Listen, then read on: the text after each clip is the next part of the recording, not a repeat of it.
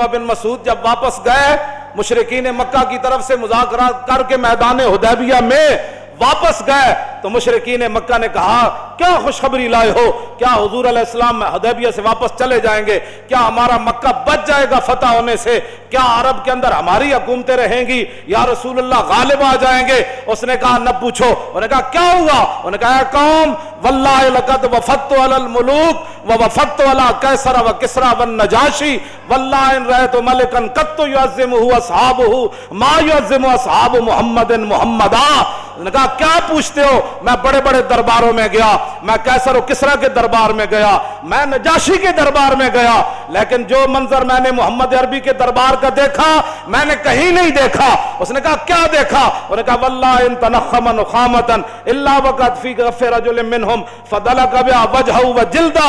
اس نے کہا میں نے دیکھا کہ جب نبی علیہ السلام مبارک تھوک زمین پر پھینکتے ہیں تو 1400 صحابہ ہاتھ لے کر دوڑ پڑتے ہیں، حضور یہاں پھینکے، حضور یہاں پھینکے۔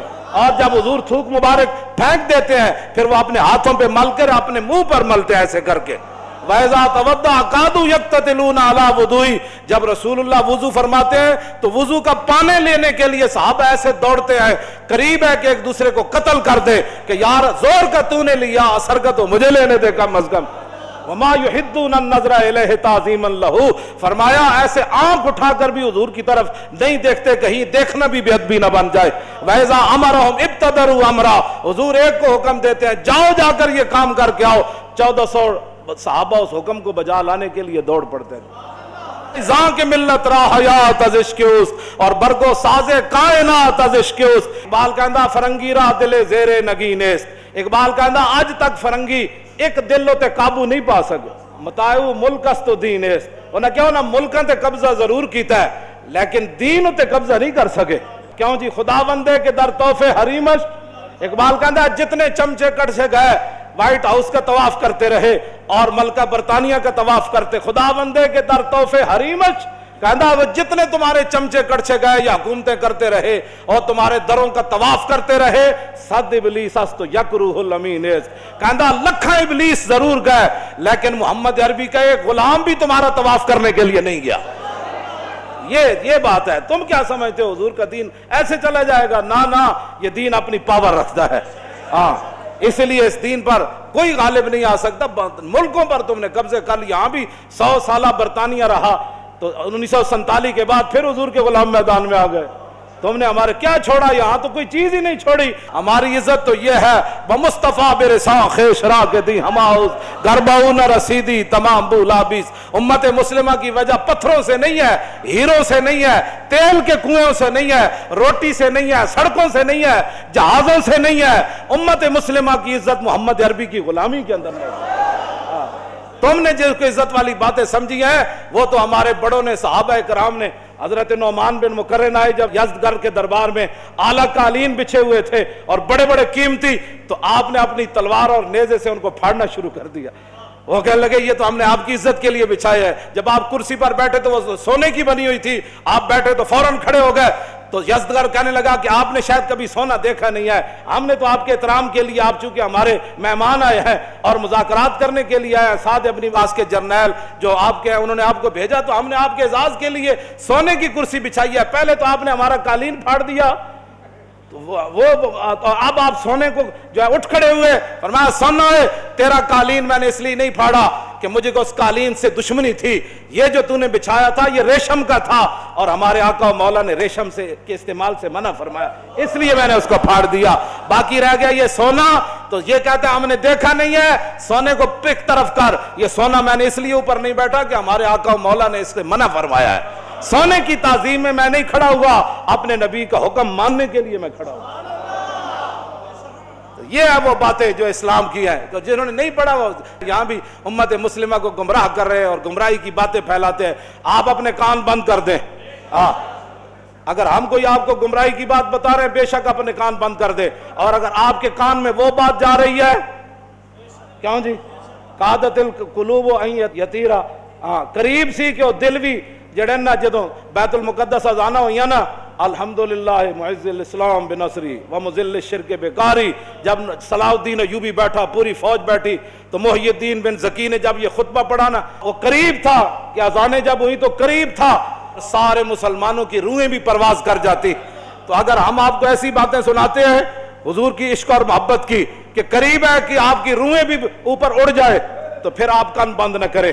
اور وہ بندہ جو آپ کو ایسی بات سناتا ہے کہ در رسول سے دور کرتا ہے، پھر آپ کا حق بنتا ہے آپ اپنے کان بند کر دے. انہوں نے کہا پیچھے ہٹو، کوئی یار دی گل سنا ملا، نہ لمے پینڈے پا ملا، نہ علما وچ پھسا مل. بس یہی بات ہے، یہی لبیک کا مقصد ہے. اگر کسی کو کوئی تکلیف ہے تو یہ تکلیف قرون اولیٰ سے لے کر آج تک تکلیف وہ جاری ہے، وہ تکلیف تو رہنی ہے. جب تک حق اور باطل ہے تو وہ تکلیف رہنی ہے. جب تک محمد عربی کے غلام موجود ہے اور حضور کے دین کے دشمن موجود ہیں، موسیٰ و فرعون و شبیر و یزید، ایند و قوت از حیات آمد پدید. اقبال کہتا ہے حق اور باطل کی ٹکر شروع سے چلی ہے اور تا صبح قیامت یہ جاری اور ساری رہے گی. لیکن امتحان حق والوں کا ہے کہ وہ کب تک کھڑے رہتے ہیں. وہ جب کھڑے ہو جائیں گے تو پھر مدد ضرور آ جائے گی، اور اگر وہ بزدلی اختیار کریں گے تو پھر بزدل قوم کی مدد نہیں کی جاتی. ہاں جی، یہ تو حضور نے فرمایا بزدلوں کی رب کبھی بھی مدد نہیں کرتا. یہ تو غزوہ احد کے موقع پر حضور نے فرمایا بزدل بندے کی اللہ مدد نہیں کرتا. اور اس کے لیے پہلی شرط بھی یہ ہے، جنگ یرموک میں جب صحابہ کی لڑائی لمبی ہو گئی تو مسلمان خواتین نے صحابہ کو صرف مدینہ منورہ سے اتنا سارا ایک جملہ لکھا، لمبا خط نہیں لکھا، صرف اتنا ایک جملہ لکھا. فرمایا مسئلہ کیا بن گیا، اتنی لمبی لڑائی کیوں ہو گئی؟ انتم انصار اللہ. فرمایا کان کھول کر سنو، اور کسی نے دین کی مدد نہیں کرنی، تم ہی دین کے مددگار ہو، تم ہی دین کے مددگار ہو. تو یہ تاخیر کیوں ہو گئی جنگ یرموک میں؟ وہ جو جملہ ہے وہ آپ کے لیے اور میرے لیے تمام کے لیے مینار نور ہے. وہ فرمایا انتم انصار اللہ. کلمہ ہم نے پڑھا ہے تو ناموس رسالت کی بات بھی ہم نے کرنی ہے. کلمہ ہم نے پڑھا ہے تو تکالیف بھی ہم نے اٹھانی ہے. کلمہ ہم نے پڑھا ہے تو رسول اللہ کے دین کو تخت پر بٹھانا بھی ہمارا کام ہے. کلمہ ہم نے پڑھا ہے تو کفر کے سامنے ایسے کھڑا ہونا یہ بھی ہمارا کام ہے. آج کلمہ جو ہم انتم انصار اللہ، فرمایا تم ہی دین کے مددگار ہو، تم ہی اللہ کا مددگار سے مراد دین کے مددگار. آخری جملہ یہ اپنے کانوں کے اندر اس کو ایسی جگہ دیں، گھر کے تو سارے کام تیرے چلتے ہیں، جب دین کا مسئلہ ہے تو کل پر ڈال دیتا ہے.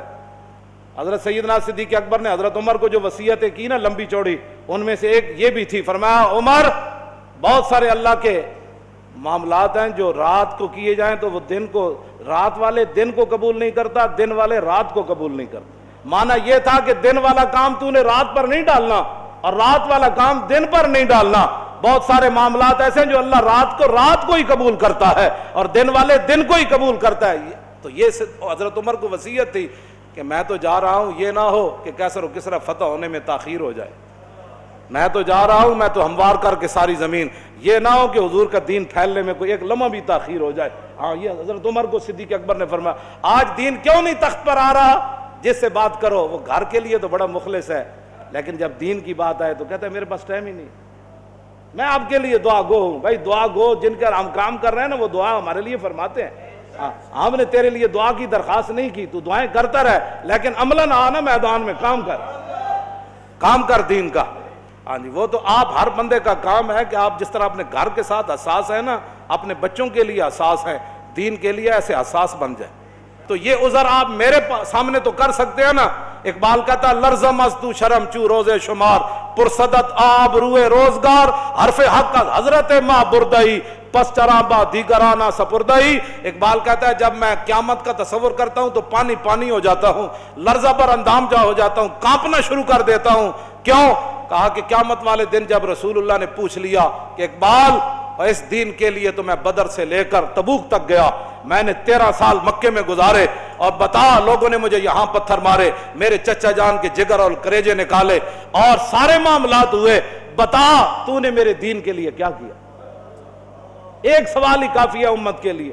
تو کیا کہے گا امتی؟ پھر کیا عذر کرے گا؟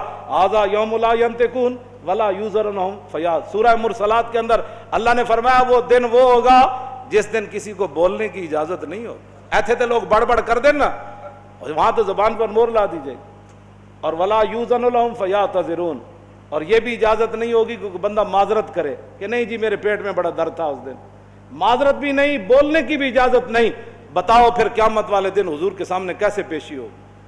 اللہ کے سامنے اس دین تو اللہ نے اپنے حبیب کو عطا فرمایا، اس دین کے لیے کوئی کیا کر رہا ہے یہ مجھ سے سوال نہ کرے، اپنے آپ سے پوچھے کہ میں دین کے لیے کیا کر رہا ہوں، اور میں دین کے غداروں کے ساتھ کتنا بیٹھ کر دین کی مخالفت کرتا ہوں، اور میں دین کے غداروں کے ساتھ بیٹھ کر ناموس رسالت کر کیا بک بک کرتا ہوں۔ یہ ساری باتوں کا یہ آپ نہ کہیں، یہ تو لکھا جا رہا ہے نا، یہ اقرا کتابک کفا بنفسک الیوم علیک حسیبا، بس یہ کتاب ہی دی جائے گی، پڑھ لے، ہمیں بتانے کی ضرورت نہیں، تو خود پڑھ لے۔ آج اس دن سے ڈرو جس دن کتاب لیتے ہوئے بھی ووضع الکتاب فتر المجرمین مشفقین مما فی، جس دن مجرم ڈریں گے اوہ اس کے اندر تو لا یغادر صغیرۃ ولا کبیرۃ الا احصاها، وہ کہو اس میں تو چھوٹی سی چھوٹی چیز بھی لکھی ہوئی ہے، بڑی سے بڑی چیز بھی لکھی ہوئی ہے۔ تو اپنے آپ کو بدلو۔